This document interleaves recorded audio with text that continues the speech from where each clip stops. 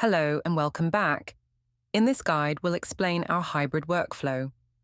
We'll focus on converting a model that uses a pure solid palette into a hybrid palette. This means we can convert solid regions into gradient regions, pattern regions, or keep them as solid.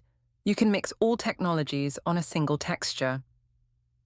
Before we continue, it's important to note that for this process to work, the original model must be UV mapped in a way that leaves enough space in each region for detail.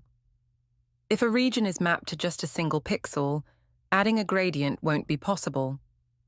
Similarly, if a texture has been compressed using palette fusion, the UV coordinates may be too tightly packed. Even though the palette remains a solid texture, there isn't enough space between the UV coordinates to add the detailed transitions required for gradients. Now, to get started, we'll choose the Gradient Texture Palette workflow and also toggle on Originally Solid converting to Gradient, and now we can get colors. Once we get colors, you'll notice something unique in this workflow. The individual mode and group mode have been replaced by Solid Painting mode and Gradient Painting mode.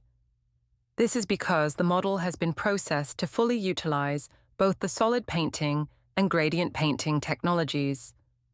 Let's begin with Solid Painting mode to change the default colors of this weapon to something more desirable.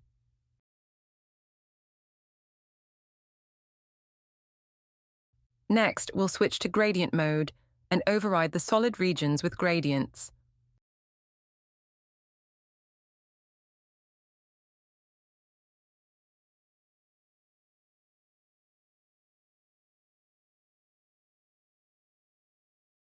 Notice that when we switch between modes, the painting algorithms also change accordingly.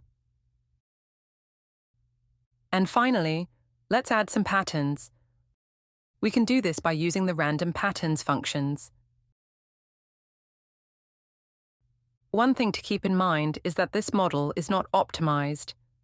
It's using a 4K texture, which allows us to inject high detail patterns into any region of the sword. However, it would be more efficient if the texture had regions of different sizes instead of identical-sized solid regions.